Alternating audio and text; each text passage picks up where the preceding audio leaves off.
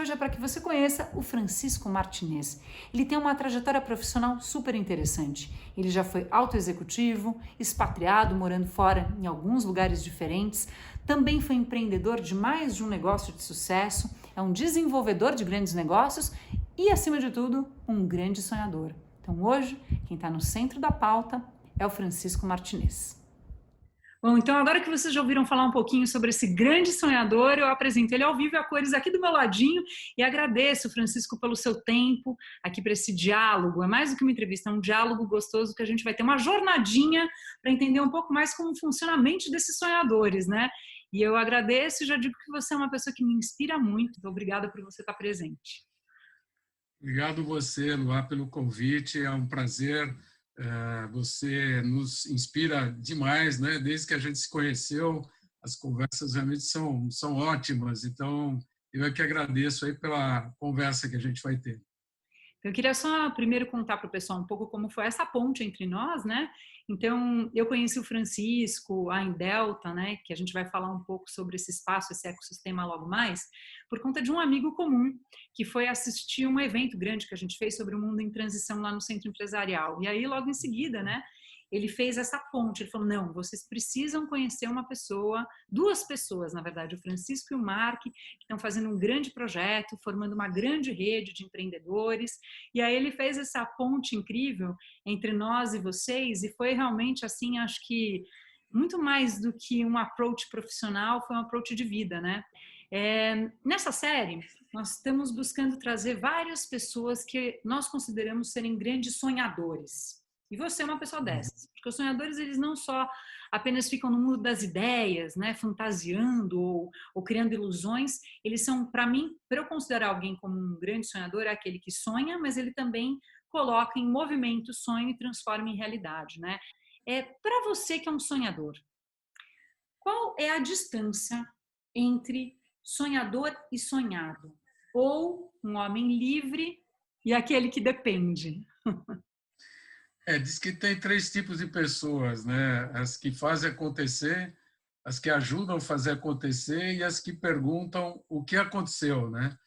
Então, eu gosto de fazer acontecer, né? E no meu caso aconteceu muito cedo, desde criança, sempre tive grandes sonhos e até interessante porque eu quase nunca tinha a possibilidade concreta de realizar com aquilo que eu tinha de posse, né?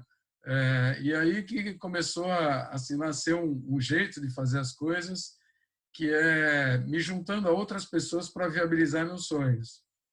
Então, assim, eu fui resgatar algumas histórias, né, de onde esse negócio começou, e no meu caso foi interessante, eu tinha uns 10 para 11 anos, e eu queria muito ter um Autorama, né, aquele brinquedo dos carrinhos ali, e meu pai nunca facilitou muitas coisas para mim, então eu tive que ir atrás, assim, meio que ganhar uma graninha para viabilizar aquele brinquedo lá. Mas só que aquilo rapidinho me deixou muito com a sensação de limite, né? Porque era uma pista pequenininha e tal. E aí veio um dos primeiros sonhos que eu me lembro era eu queria construir uma mega pista, né? Eu queria ter a maior pista né, à disposição para brincar lá. E aí comecei a chamar os amigos que tinham o mesmo brinquedo e acabou virando até um clube lá que viabilizou muita coisa junto, né? Então, eu aprendi desde cedo que a gente, para realizar os sonhos, a gente precisa fazer outras pessoas sonharem conosco o mesmo sonho. E é isso que eu gosto de fazer. É bacana porque nessa série de entrevistas, as pessoas, vocês, sonhadores, começam a dar grandes dicas para a gente precisa pincelar para até contar para quem está com algum sonho na Uhum. gaveta, para facilitar a vida dessas pessoas que estão tentando Uhum. prototipar, né?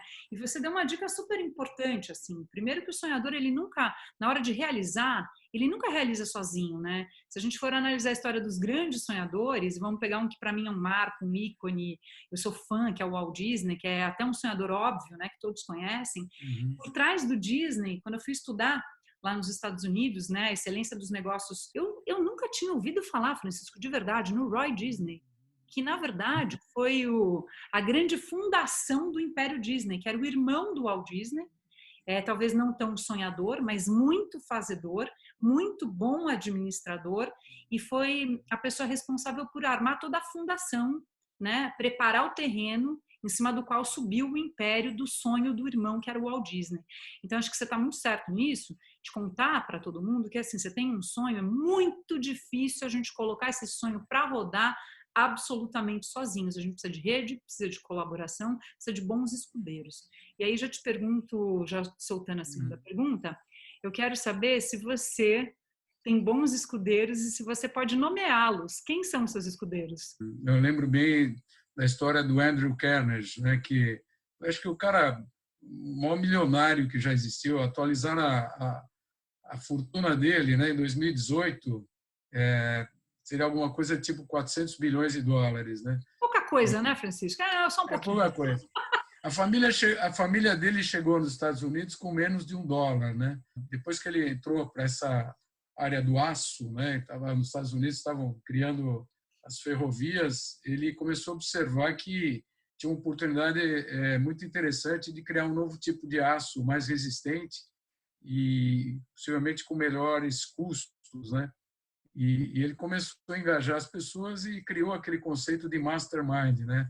E o que ele sempre falou, que as duas coisas que mais ajudaram foi ter um grande sonho, sempre teve grande sonho, e criar o que ele chama lá de mastermind, que é você trazer outras mentes para sonhar o mesmo sonho junto, né? Então, eu acho que esse é um ponto fundamental para a gente que quer realizar sonho, a gente ser capaz de engajar outras pessoas nos nossos sonhos. Isso tem que ser uma coisa sincera, né?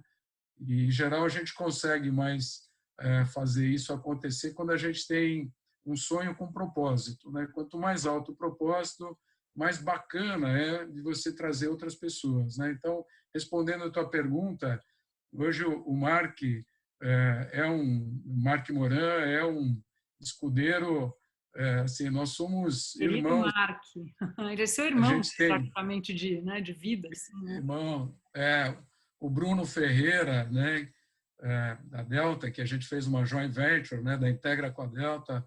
O Bruno, meu irmão, uma sintonia fina, né, nossa, com a família, tudo. Então, as coisas ficam muito mais fáceis quando você lida com pessoas de nível maior de qualidade humana, né?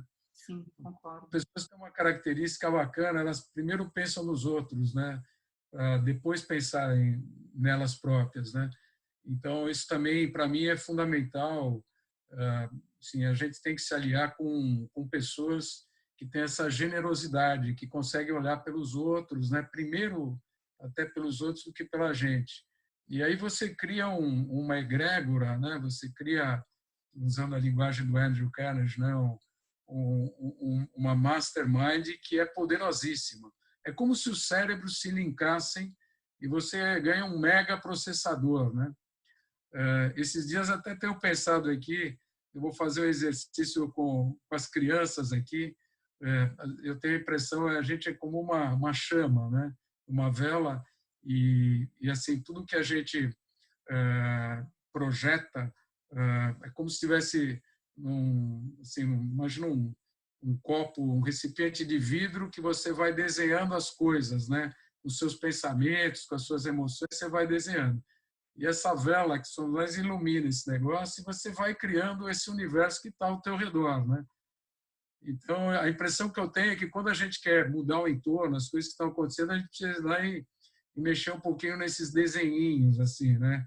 E quanto mais chama a gente tem dentro, e aí trazer outras pessoas que também são iluminadas para o mesmo sonho, você aumenta muito essa capacidade de fazer as coisas acontecerem. Os sonhos, eles ficam mais reais, né? E quando o sonho fica cada vez mais real, isso se plasma, né, aqui no mundo físico, né? Acredito muito nisso. E você falou uma coisa interessante, né? Porque manter energia e essa sinergia, né? Porque se a gente for ver, Francisco, isso é humano, da humanidade. Uhum. Ninguém tem todos os predicados do mundo, nem todas as habilidades do mundo, e a gente tem que saber analisar quais são os predicados que nós temos, né? Eles são nossos, e quais a gente precisa dos outros, de outros sonhadores, ou outros até fazedores, que não necessariamente precisam ser sonhadores, para estarem nesse time. Então, na verdade, quando você cria um time em sinergia, você coloca, né? todos esses talentos e habilidades, digamos, faltantes, para girar em prol desse objetivo comum. E é como você disse, quanto mais propósito tiver esse negócio, esse sonho, eu acho que melhor essa sinergia, mais você atrai pessoas bacanas que vão colocar isso para virar, né? E é muito fácil identificar quando você tem alguém que não está vibrando nessa mesma, vamos chamar de vontade, né? Ou nesse mesmo desejo, né? É. Porque o time já está tão sinérgico que se vem alguém que não está naquela mesma sintonia, rapidamente dá para identificar, né, Francisco? Você pensa assim também? Você sabe, Luá, que de formação, sou engenheiro eletrônico, né? E Uhum. tem, tem uma questão, né, em comunicações, né, que uma antena só recebe na frequência que ela transmite, né? Então, quando a gente tem um sonho e tem essa turma vibrando na mesma frequência, né? Essa antena De ela só rádio, como se frequência. fossem ondas de rádio Esses muito similares. esses sistemas são autolimpantes, né? Assim, quando você coloca um sonho, né, muito forte, com alto propósito, e as pessoas que estão junto têm essa mesma vibe aí, esse sistema ele é autolimpante, ele atrai, traz as coisas que têm sintonia com o teu propósito, né? Eu acredito muito que o universo é muito abundante, né? E a questão é que a gente foi treinado a vida toda em ecossistemas de escassez. O mindset de escassez é quando você tenta organizar tudo e colocar tudo sob controle. Daí você fica no nível maior de conforto, mas você escasseia as possibilidades. Quando você vai para um ecossistema mais aberto, você não escasseia, né? É mais ou menos assim, fazendo uma visão bem simplificada, é como você optar por viver dentro de uma gaiola, né? Com todas as condições sob controle, ou ir para um ecossistema, né? Acho que é muito importante a gente situar, porque você já está falando, entrou no Uhum. assunto de rede, que eu ia te perguntar logo mais, e muitos devem estar se perguntando, quando eu fiz a apresentação, eu contei que você era empreendedor, mas para a gente situar um pouco melhor para quem está acompanhando, que rede é essa? Então, resumindo, pessoal, a gente falou, né, que o Francisco foi autoexecutivo, trabalhou numa série de empresas, empreendeu, foi expatriado durante um tempo, pôde viver novas culturas, e já não é a primeira vez agora que ele empreende um grande negócio com propósito. São dois negócios, né, Francisco, que desde 2007 você deu um jump para o mundo das redes, né? Então, Isso. eu vou pedir para o Francisco contar, ele mesmo, né, que negócios foram esses, que são dois negócios que ele empreendeu a partir de 2007, que são negócios em rede. Então, conta um pouco mais, Francisco, para quem está seguindo a gente.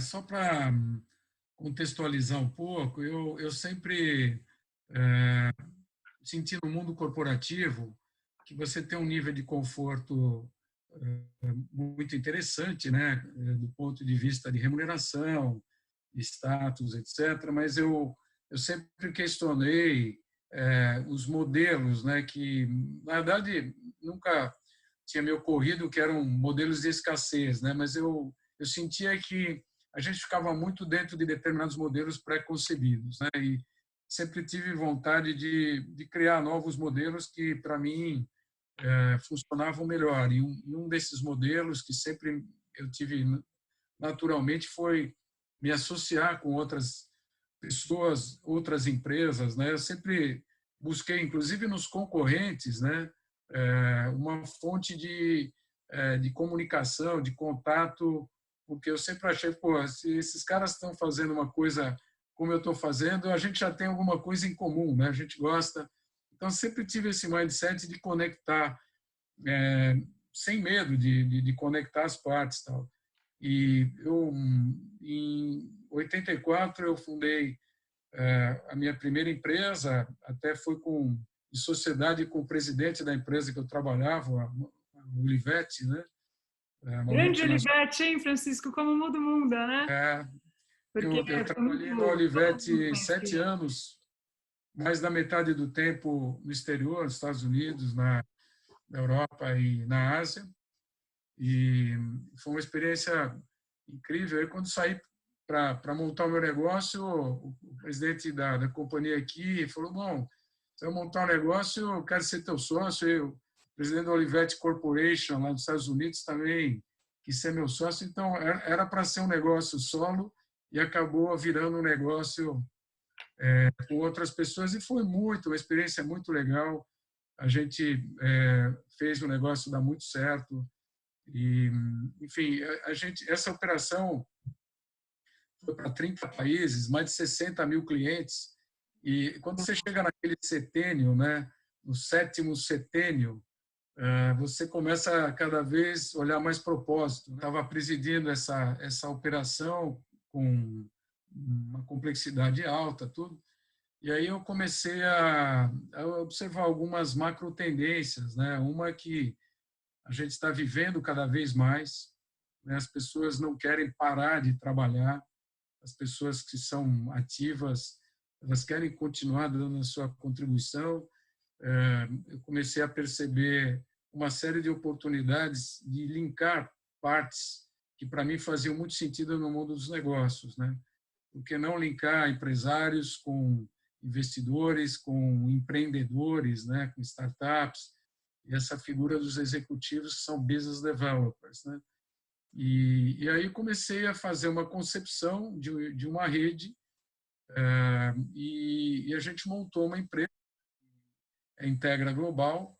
Em 2007 eu fui para o conselho, eu fiz uma transição profissional da companhia, fui para o conselho e montei essa companhia com algumas pessoas que eram complementos, né? Então, eu tive a oportunidade de montar um modelo que foi muito interessante, um grande laboratório onde a gente ajuda a transformar pessoas e negócios, né? Isso foi até mais recentemente, até 2008, que a gente começou a sentir falta de mais infraestrutura física, business centers, mais empresas, tal. E aí a gente criou uma joint venture, né, da Integra com a Delta, e isso virou a Indelta, né, que é essa empresa que você conhece, né? A Indelta é uma business community, né, que tem como propósito central gente do bem fazendo grandes negócios para o bem comum. Os business centers que a gente precisava já estavam disponíveis, né, através da Delta. O que a gente fez foi integrar esses recursos, sempre dentro de um propósito central, né, que é esse, gente do bem, fazendo grandes negócios para o bem comum. Porque aí tem uma coisa importante, né, Luá? Em rede, você tem que ter um nível de qualidade humana mais alto, porque é muito importante que cada um que está numa rede olhe pelos outros. Sim. Só que quando todo mundo está fazendo isso, está todo mundo olhando por você também. Então, você não precisa se preocupar tanto com você, né? Você tem que se preocupar com os outros, né? Então, é um sistema muito virtuoso, né? Ele beneficia todo mundo numa rede, não importa por onde você se acopla, né? Você tem toda a rede como capacidade para você, e você é capacidade para a rede, né? Então, para cada um de nós, a gente pode ter sonhos, né? Aí, nós somos, na verdade, uma rede de sonhadores, né? E cada um de nós, com os nossos sonhos, pode engajar outros sonhadores para viabilizar os nossos sonhos, né? Torná-los realidade. É isso que a gente faz o tempo inteiro. E eu já vi muita coisa acontecer interessante lá, e aí eu quero te fazer mais uma pergunta, porque dentro dessa rede, vocês têm também os investidores anjos. Às vezes até vocês próprios, que são todos business developers, podem se interessar em investir, em aportar dinheiro para algum novo negócio. E de tanto em Sim. tanto tempo, vocês fazem rodadas de negócios, abrindo para o tal do pitching, né, para as pessoas, para os novos empreendedores irem mostrar para vocês as suas ideias, para de repente serem lá ou mentorados, ou de repente receberem um investimento e tal. E eu quero perguntar para você, Francisco e sua equipe, como é que vocês conseguem reconhecer um sonhador? E ou quando o negócio por trás desse sonhador tem condição de decolar? Existe alguma característica no temperamento, no jeito, no projeto? Conta um pouco como é que é essa parte para vocês. A gente tem um sistema que é híbrido, né, entre um modelo que é mais técnico, mais parametrizado, e depois uma série de características que a gente observa no empreendedor, né? Então, vou começar pela parte, vamos dizer, mais técnica, né? A gente desenvolveu um sistema de rating junto com uma universidade do Canadá. Esse pessoal tinha 25 anos de experiência em análise de ativos intangíveis, né? Porque tem muito de intangível, né? Quando você faz análise de negócios, né? Você tem a parte que é tangível e tem muitos intangíveis. Então, a gente criou um sistema de rating progressivo, ele tem 12 dimensões, e a gente consegue começar eletronicamente, com um conjunto de perguntas que foram especificamente desenhadas para a gente conseguir identificar o nível de atratividade e os gaps, né, dos negócios. A gente pede um video pitch, a gente quer ver a pessoa falar sobre o negócio. A gente quer medir a intensidade do brilho nos olhos, sabe, Olha, Luan? esse é o ponto, né? Isso você poderia É, chamar de entusiasmo? porque assim, para nós os dois principais indicadores são brilho nos olhos e sorriso, né? Quando você tem um intenso brilho nos olhos, né? Quando você fala de alguma coisa, né, que você quer fazer e você está bem, as chances de acontecer são enormes, né? Então, a gente tenta medir o brilho nos olhos quando o cara fala do negócio, o tom de voz, o nível de entusiasmo, porque essa é a característica que ele vai usar para trazer um time, para trazer parceiro, para trazer investimento. Isso é fundamental, né? E esse processo é um processo que tem como elemento mais fundamental o empreendedor, né? Bons empreendedores, né? Boas pessoas, bons sonhadores, né? Fazem acontecer bons negócios, né? Como essa pessoa desenvolve, né, seus projetos, né? Ela é resiliente, ela não é. E aí tem muito até da característica pessoal. Se o cara já teve assim uns 10 casamentos, é, ele tem um problema assim de focar, né, em alguns projetos, tal. Então, Ou ele pode ter sido um baita de um mas azarado, vai saber. pode ser. Mas assim, eu quando entro num negócio, eu vou fazer acontecer, entendeu? Se eu não tiver quase obstinado assim para fazer, eu nem entro no negócio, porque você tem que ter essa energia forte para fazer acontecer. Então, eu vou aproveitar e vou seguir desse ponto que você entregou, tá? Porque Uhum. a gente sabe, se a gente for estudar, inclusive, Vale do Silício e todos que tratam de inovação, a gente sabe que é impossível a gente só realizar feitos de grande sucesso. Então, acho que parte dos sonhos dos sonhadores, muitos deles, às vezes, até morrem na praia, não chegam a ser realizados, alguns outros são realizados, mas eles não passam de um certo tempo, e talvez isso vá criando uma envergadura para depois vir um sonho que emplaque. Até o Vale do Silício tem um mantra que eles dizem que os investidores querem saber quantos fracassos as pessoas tiveram antes de aportar dinheiro, porque se o cara teve alguns fracassos, mas ele continua, muito provavelmente logo ali tem o sonho que vai explodir, né? E aí, eu não sei exatamente da sua trajetória, se todos os seus sonhos eles se tornaram realidades, realidades super produtivas, ou se você já experimentou alguma dor, não precisa dizer qual foi exatamente, essa amargura de repente algo não ter ido para frente. E aí, emendando, eu quero só colocar uma colocação do Richard Branson, que é um super líder, que ele fala assim, olha, não se envergonhe de seus fracassos, aprenda com eles e comece de novo. Então, eu queria saber o que você pensa sobre tudo isso. Eu falei várias coisas e eu acho que eu entrego agora para você desatar esse nó. Não, legal. Olha, assim, as minhas experiências pessoais e que eu observo no mercado, a maior parte dos problemas que levam ao negócio não acontecer, dar errado, está relacionado com pessoas, com quem você se associou. Grande parte dos negócios eles acabam não dando certo porque pessoas que não têm uma sintonia adequada, né, um alinhamento adequado, se juntaram para viabilizar alguma coisa. porque neste movimento de você se associar, você pode ir para o céu ou para o inferno, né? Concordo 100%. Pode virar sonho ou até um baita pesadelo. Então, e a gente só muitas vezes conhece as pessoas, né? Como diziam, Trabalhando. você come sal junto, né?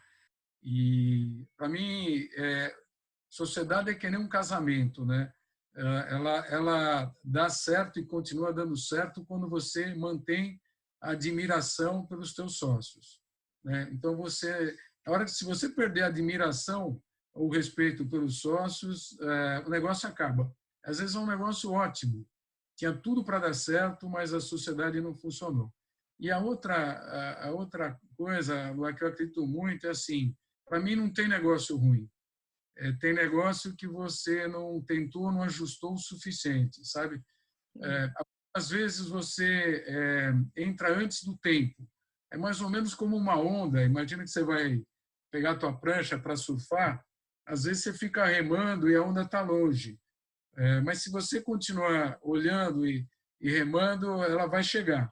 E aí, eventualmente, o que você pode fazer é só ajustar a tua prancha para você estar lá no momento certo, né? Eu acho que os sonhadores que realizam, eles têm uma característica que é uma persistência enorme. Eu li um livro uns anos atrás que eu achei bem interessante, assim, da experiência que 2 pesquisadores tiveram com 400 times que tiveram uma performance excepcional.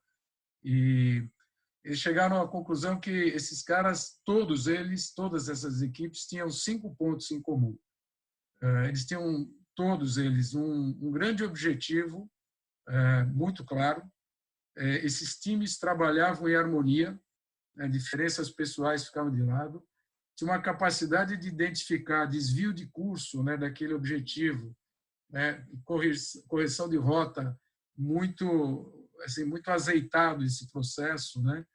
Tinha um sponsor de alto nível, alguém que se dava algum problema assim mais sério, esse cara era o coach, era o cara que bancava. E o quinto aspecto era um prazo apertado, um senso de urgência, né? Que eu acho que a gente também tem que ter, né? Hoje em dia, a gente, para quase todos os projetos que a gente está fazendo, a gente tem um plano de 100 dias. Se em 100 dias não acontecer alguma coisa relevante, tem alguma coisa errada. Então, a gente vê que bons empreendedores têm senso de urgência, sabe? Não é aquele, tá, eu vou fazer isso, mas pode durar 20 anos. Não. O negócio pode até durar 100 anos, mas você vai colocando assim fases e você tem que ver que a coisa está acontecendo, né? Não, e hoje as mudanças estão tão grandes e é tão exponencial todo tipo de mudança que 100 dias às vezes é muito para um negócio. Porque às vezes em menos de 100 dias você perde o negócio porque alguém coloca na sua frente, porque isso já perdeu o sentido, ele já poderia estar numa segunda, né, ação do negócio. Então hoje a gente tem que estar muito ciente de que o tempo mudou. E a gente olhando para o futuro que já começou, para toda essa mudança, essa transição de mundo que está acontecendo, já desde antes do coronavírus, desde o momento do avanço das tecnologias, quarta revolução industrial e tudo mais. Acho que novos modelos de liderança vêm se desenhando, vêm se experimentando. Mas eu queria saber, para você, que já foi líder de tantas equipes em todos os sistemas, né, dentro de grandes empresas, fora do Brasil, em outros lugares, dentro do empreendedorismo, como é que você enxerga a liderança do amanhã? O que ela precisa ter? Há uns anos atrás, eu fui convidado para um evento em Nova York que era específico sobre liderança. 2 dias debatendo com os maiores líderes, assim, dos Estados Unidos e de fora, né? E aí chegava no fim do dia, eu voltava para o hotel e eu falava assim, espera um pouquinho, eu vou tentar fazer uma síntese do que esses caras falaram. E aí eu acabei fazendo uma matriz, assim, cheia de recomendações dos líderes, né, dos grandes líderes. Eu confesso para você que eu não consegui chegar a nenhum grande ponto em comum, né? E nessa época eu estava lendo um livro, O Monge Executivo, né? É de um executivo que largou tudo e foi lá para a Índia, né? ficou 2 anos lá dentro do monastério, né?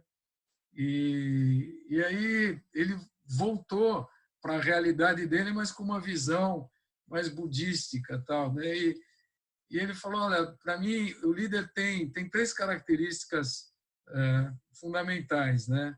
Uma é querer ser líder, né? Nenhum grande líder vai ser um grande líder se não quiser ser líder. Depois ter um espírito de servir, né? É o maior servidor. E o terceiro, gostar de gente. E aquilo para mim fez tanto sentido, sabe, Luar? Que assim, eu acho que se você quiser ser um grande líder, você tem que gostar de gente. É o ponto mais fundamental, porque se você não se importar com pessoas, não dá para ser um grande líder. A Essa é gente, a liderança do futuro, Francisco? Esse é o contorno para do mim, líder do futuro para você, independente do livro ou não? Como é que é? então, e eu diria mais uma coisa, eu acho que esses líderes do futuro, eles vão ser cada vez mais líderes filosóficos também.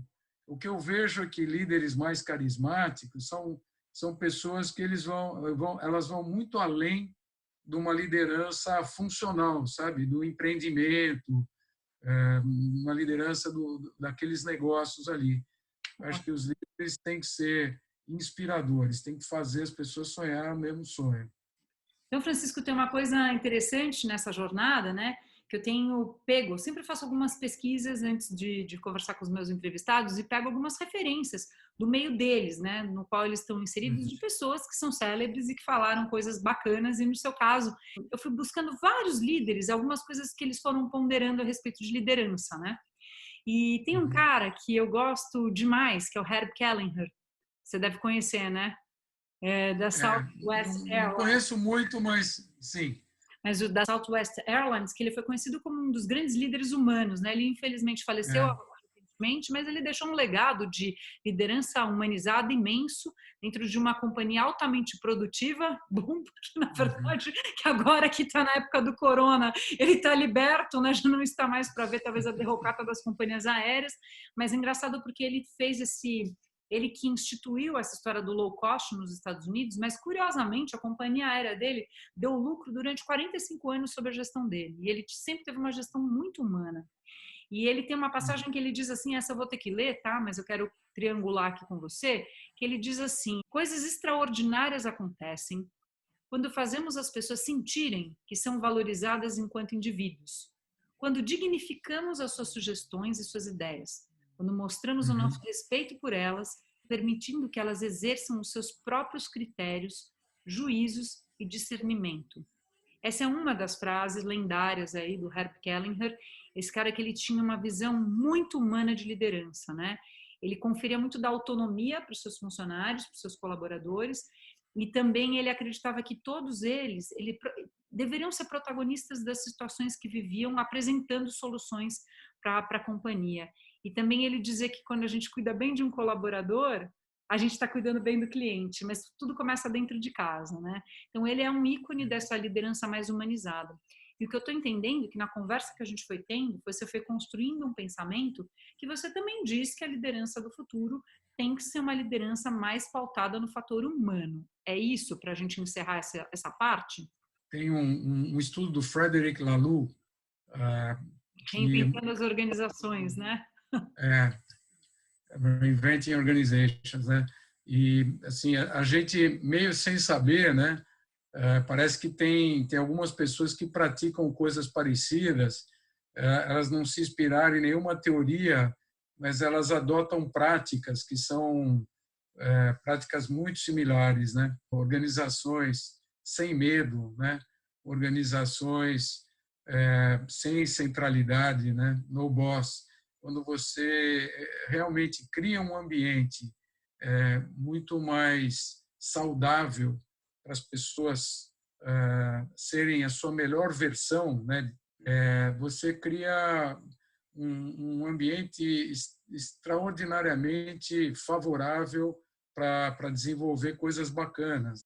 Porque o que eu percebo dentro das organizações é que se instala muito medo, as estruturas acabam sendo muito centralizadoras, elas se fecham, né? Se cria ecossistemas de escassez, e isso escasseia tudo, né? Inclusive escasseia talentos, né? Quando a pessoa se sente com medo, ela não ela não manifesta a sua melhor as suas melhores possibilidades, né? É mais ou menos como um trapezista, né? Para você dar salto mortal, você tem que saber que tem uma rede de proteção embaixo, para ela te tirar o medo, né? Agora, se você tem o medo, você não vai dar o salto mortal lá em cima. Então, as organizações instalam muito medo, castigam, né? Então, todo o sistema de premiação, de remuneração, por que dá certo e castigo porque não dá certo. Isso inibe a inovação, por exemplo. Você nunca vai ter uma empresa inovadora num ambiente com medo instalado. A inovação ela só vem porque as pessoas não têm medo de formular outras visões e fazer outras tentativas, né? Sim, e acho que as novas gerações cada vez mais estão pedindo esse empoderamento, estão pedindo essa autenticidade. E aproveitando o que você disse do Uhum, medo, né, Francisco, a gente chama esse tipo de gestão da gestão pautada no comando e no controle, né? É comando e controle que uhum, estão muito atreladas a essa história da escassez e até de uma uhum, meritocracia forçada, que eu acho que são vários pilares que vão começar a ruir a partir de, já estavam, né, vindo com uma substituição de paradigmas por exemplo, confiança e cooperação, entre outros, ou da abundância, mas acho que agora, a partir dessa quarentena, vai ficar muito claro, né? Os líderes que não uhum. confiavam antes, agora com a pessoa em home office, são obrigados a confiar. As equipes que às vezes não, que elas funcionavam sobre sistemas mais meritocráticos de competição, agora estão precisando cooperar. Então, várias maravilhas também estão acontecendo nesse momento, né? Eu acho que as empresas vão se tornar, inclusive, mais espiritualizadas. Os líderes também serão, provavelmente, mais espiritualizados. Porque se você não faz essa conexão, muita coisa perde o sentido, né? Não é uma questão de religião, né? É uma questão de linkar a ciência com a espiritualidade, que é o que te dá um propósito, né? O que você está fazendo? Isso não faz sentido. O que você fala da formação, dessa possibilidade de líderes que eu vou chamar, pensei aqui agora, que seriam líderes mentores, né? Mas mentor não É, nesse sentido espiritual do mentor de barba branca, mas porque a gente, quando a gente olha para um líder verdadeiro, a gente se inspira por ele, ele puxa a gente, né? Ele nos eleva. uhum. Ele dá uma condição, quando a gente está olhando, de falar, bom, se ele chegou lá e ele trilhou tal caminho, de repente é possível que eu consiga também. Ele puxa, ele eleva a gente. Então, nesse sentido, se a gente constrói mesmo, é um líder do futuro, que ele tenha esse olhar para ele mesmo, que ele precisa não só ser inspirador, como ele ser um verdadeiro mentor para aquele clã onde ele, por acaso, naquele momento ele está como líder, isso seria lindo, seria ótimo, né? E ele se imbuir dessa missão, Exatamente. porque você ser um mentor é uma missão, um mentor para o outro. Porque a capacidade de Uhum. você desenvolver e elevar o outro é muito digna, né? É um mérito muito grande nisso, né? Muito nobre, né, Francisco? Eu acho que assim, é meio que a gente tem que o tempo inteiro estar buscando iluminar quem está ao nosso redor, né? Você faz isso, você tem cada vez mais luz ao teu redor, né? Sempre para mim volta a imagem da chama, né? Se você tem uma velhinha na tua mão e você usa isso para acender outras velhinhas, né? Fica tudo mais iluminado para você também, né? Então, para mim, um líder é aquele cara que o tempo inteiro está com aquela chama lá e que ele está acendendo de novo alguma chama que está apagando, entendeu? E essa luz coletiva aí de todos, né? Que é a motivação, é o sonho comum, tal. É isso que faz as coisas acontecerem. Se você não tiver essa energia, as coisas não acontecem. E é bem bonito, porque eu gosto que você usa vários exemplos que a gente consegue visualizar o que está acontecendo. E olha que bonito que você trouxe, né? Que um líder, quando ele acende essa luz, né? Também o que é essa luz Uhum, acesa? Você tem mais possibilidade de enxergar os múltiplos caminhos, de enxergar onde você está uhum, pisando, de enxergar a jornada e até você mesmo. Francisco, todo mundo quando vê um sonhador, né, sempre acha que o sonhador não tem desafios, não tem problemas, é sempre tudo fácil, porque em geral os sonhadores são realizadores, a gente vê o bolo pronto e fala, nossa, foi tão simples, mas nem imaginam que os sonhadores também são medrosos, Os sonhadores também têm angústia, os sonhadores também têm raiva, os sonhadores são mortais, né?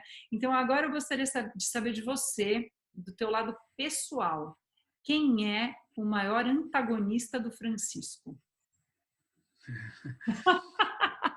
Essa pergunta não é tão simples de responder, porque eu acho que a gente tem vários é, aspectos, né, desse antagonista, né? Assim, para mim sempre acho que o aspecto mais antagonista que eu tive sempre foram sociedades que não eram as sociedades corretas, né?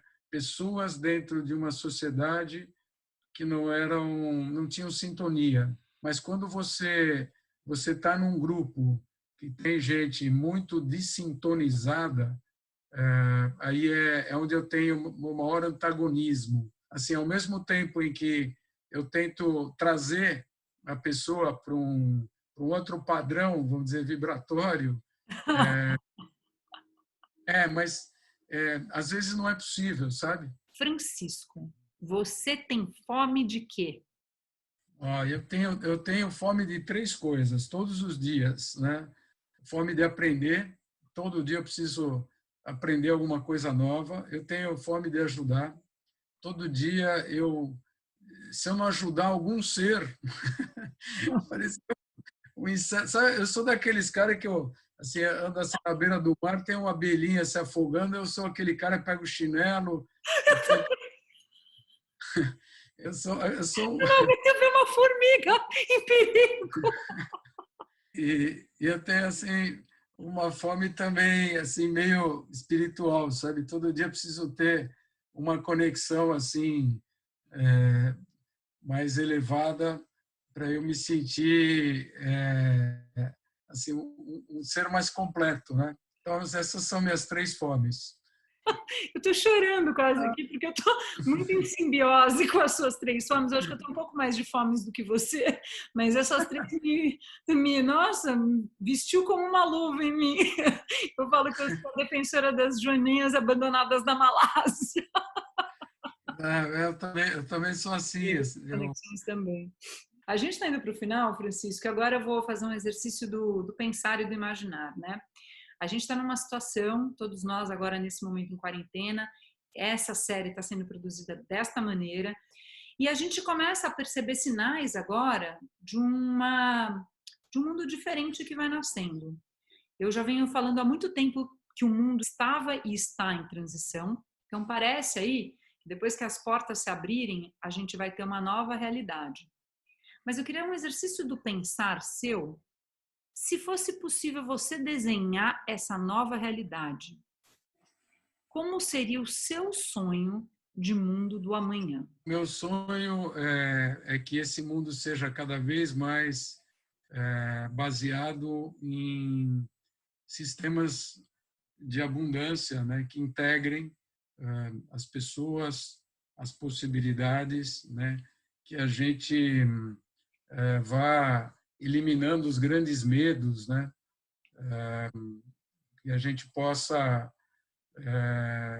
fazer novas concepções, né, de modelos, seja de sociedade, das cidades, né, dos ambientes de trabalho, sem aqueles paradigmas antigos que são paradigmas que estão ficando para trás, né?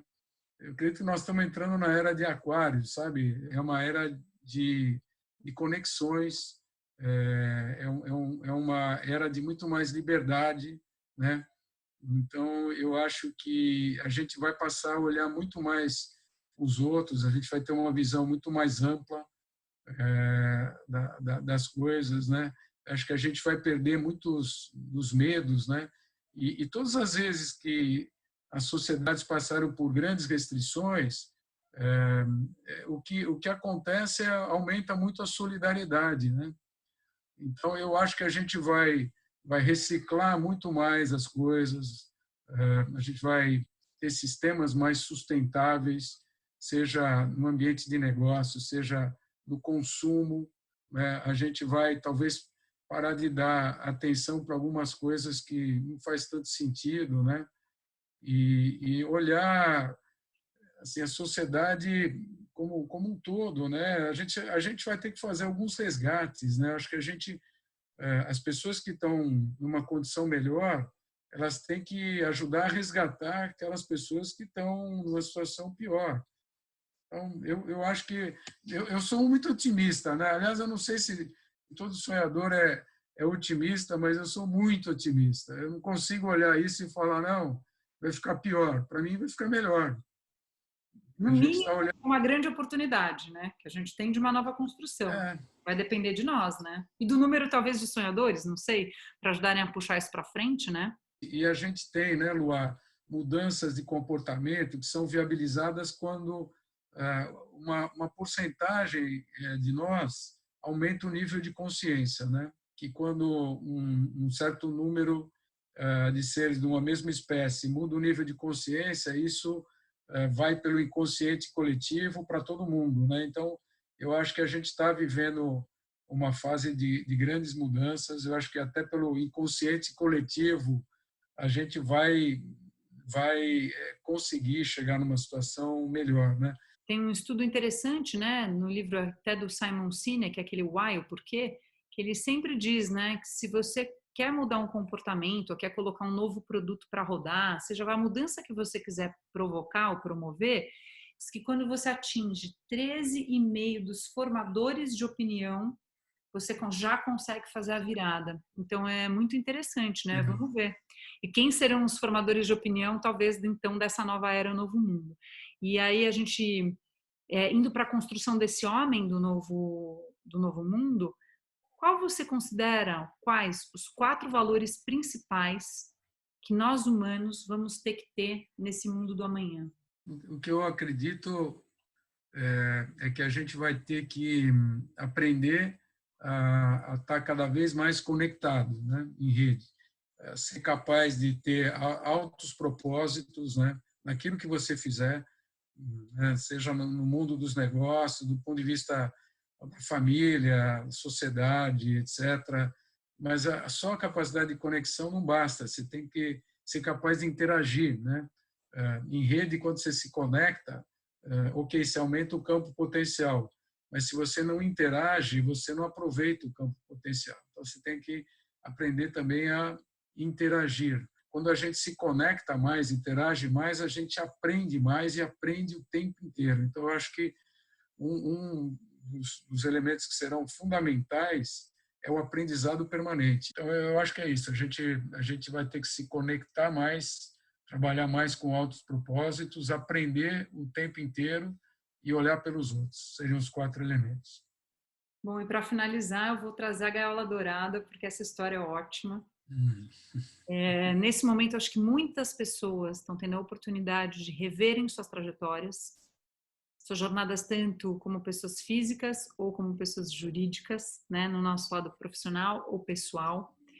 E tem muita gente que eu acho que já chegou à conclusão também que aquele modelo que vinha transitando, talvez não seja o modelo ideal, que aquilo vai, de repente, aquilo pode ficar com esse passado, que já está, né, com esse movimento transitório, no tempo do passado. Você uma vez trouxe uma história muito interessante, dizendo que quando você transitou do corporativo para o empreendedorismo, você ficava olhando aquela suposta, você usou essa figura de linguagem, aquela gaiola dourada, e você falava, eu saio dela, não saio dela, mas ela é tão atraente, né? Ela é dourada, mas ao mesmo tempo eu me sinto tão preso dentro dela, então quero que você conte para o pessoal qual é a sua conexão com a gaiola dourada, como é que você conseguiu se libertar dela e dicas para aqueles que estão prestes a soltar a gaiola dourada. Na realidade, eu nem tive muito essa dúvida, viu, Luar? Porque, assim, explicar um pouquinho a imagem que eu faço assim de muitos executivos, muitas pessoas, né, é que elas ficam dentro de uma gaiola dourada que em geral é essa empresa, né, dos sonhos, né, é aquela empresa que meio que protege, né, você se sente ali cuidado, né, de alguma forma, mas a regra é que você tem que piar dia e noite, né? Se você não cantar ali, vão te botar para fora, né? E Mas como um enquanto você bom rouxinol, não pode ser qualquer canto não, hein, Francisco? E tem que estar com as penas tudo bonitinha, porque também se você virar um pássaro feio, ou velho, vão te botar para fora anyway. As asas. Anyway. Então, mas é cômodo estar lá, né? Tem o alpiste, tem todo mundo lá está sendo bem cuidado, te bota aguinha e tal. Só que é um contexto muito limitado, de certa forma, né? Quer dizer, você se sente protegido, mas as tuas opções também elas estão muito contidas dentro daquele elemento ali, né? E aí, um determinado dia, ou você mesmo ou alguém vai abrir essa portinha, né? Aliás, a média hoje no mercado, no mundo corporativo, é que a cada 30 meses a portinha é aberta, na média, né? E aí você vai ter que ir para esse ecossistema muito mais aberto, né? Ele é mais imprevisível, né? Mas ele é muito mais interessante, né? Tem muito mais elementos ali. Então, eu acho que o que nós vamos ver cada vez mais, e agora essa época aqui vai ser interessante, porque as pessoas elas vão ter a oportunidade de se libertar, né? É uma situação entre dependência e independência, né? Você está no modelo de escassez, você tem uma dependência daquele sistema. Quando você sai da gaiola dourada, você ganha a independência, a tua possibilidade de escolha. É você que é o protagonista.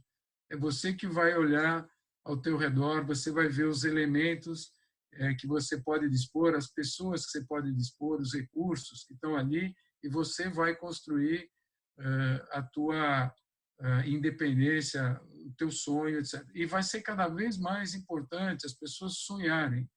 Aliás, aí eu tenho uma dica também, né? Quando você não consegue responder qual é o teu grande sonho, eu costumo dizer para as pessoas o seguinte: imagina que você tem $1 bilhão na tua conta. Se $1 bilhão for pouco, imagina $1 trilhão. Qualquer dinheiro que você fala, olha, nunca mais eu precisaria pensar em dinheiro. O que você faria? Né? Quando você responder essa pergunta, que você não está mais preocupado com o dinheiro, eu acho que isso é o anseio da nossa alma. É aquilo que a gente veio aqui para fazer, é o nosso grande legado, e que a gente fica o tempo inteiro, né, com o antagonista dizendo não vai dar certo, porque isso não dá dinheiro, eu não tenho recurso, etc. E eu acho que a gente só consegue ser realmente feliz quando a gente está buscando a realização de um grande sonho. E isso, a forma da gente saber é o seguinte: teus olhos estão brilhando muito, mas muito mesmo. As pessoas, quando te olham, né, falando do que você está realizando, elas percebem que você tem um olhar assim, eu brinco, né, na Nendelta, eu falo assim: olha, aqui a gente só vai saber se você está sonhando realmente um grande sonho quando a gente apagar as luzes aqui, ver fachos assim na frente, de tanto brilho que tem nos teus olhos. De Jedi. O cara tem que ter esses dois fachos saindo dos olhos, sabe? O que é gostoso, né? A gente poder conviver com pessoas, e aí são todos vocês que eu trouxe para essa pauta, que são pessoas que são otimistas, são gostosas de conviver, que parece que vocês têm uma lente que sempre vocês estão enxergando o lado mais positivo da situação. É interessante, eu acho que no fundo, é porque vocês decidiram trilhar uma jornada de propósito. E porque vocês decidiram ser fiéis ao centro e essência de vocês. A esse é o maior que fala com a gente, às vezes a gente não escuta. Então é tão bonito ver as pessoas que tiveram coragem para trilhar os seus caminhos de verdade, né? Com verdade e de verdade, que para a gente é um privilégio a gente poder conviver, porque no fundo, é como você disse, uma luz que está acesa, ela ilumina todo ao redor. E você começa a olhar e fala: opa, eu acho que eu também posso acender a minha, e vai ser tão bom, né? Porque ele é feliz, porque as coisas acontecem. Então, siga o mestre, né? Então, eu te agradeço Agradeço você por esse tempo que foi enorme, né? Por esse bate-papo aí de Florianópolis, conexão Florianópolis-Pirinópolis.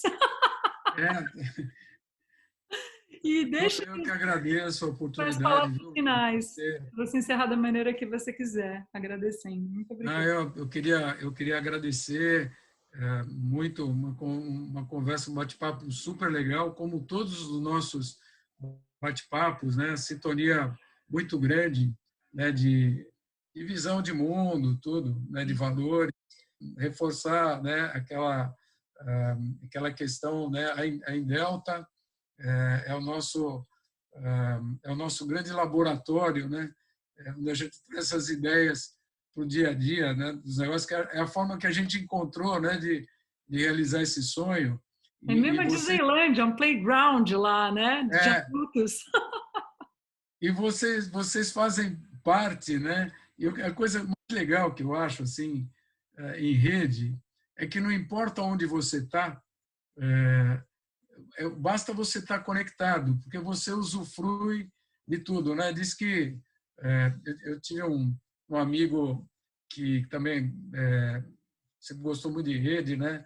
E uma vez ele estava falando assim, acho que Deus criou isso tudo como uma grande rede, e como a rede não pode ter centralidade, ele depois saiu fora, né? Para observar essa criação, né? Com certeza. Então, você tem, Se virem, aí você meninos, agora. E meninas. então, o legal é que em rede você não precisa ter poder, porque é equal power, todos nós, né? Então, nós estamos conectados de diversas formas, inclusive por esse ecossistema, né? E eu tenho certeza que a gente vai realizar grandes sonhos juntos. Obrigado, viu? Imagina, A você, obrigada a você, Francisco. Danilo, todos vocês pela oportunidade. Que possamos manter nosso otimismo e que possamos juntos ver nascer um mundo melhor, diferente, né, Francisco? Mais proativo, mais inclusivo, mais colaborativo e mais em rede. É Obrigada, isso aí. querido. Beijo grande. Obrigado a vocês. Abraço na Um família. beijo. Agradece pelo tempo que eles emprestaram você. E a gente se fala. É, eu tive a sorte que as pequenininhas não vieram aqui me Também está puxar para. tudo certo. A gente está em quarentena. Tudo é possível. E tudo é justificável. Obrigado, Mar. Obrigada, querido. Tchau. Beijo, fique com Beijo. Deus. Um Tchau, beijo bem tchau. carinhoso. Tchau, tchau. Beijo.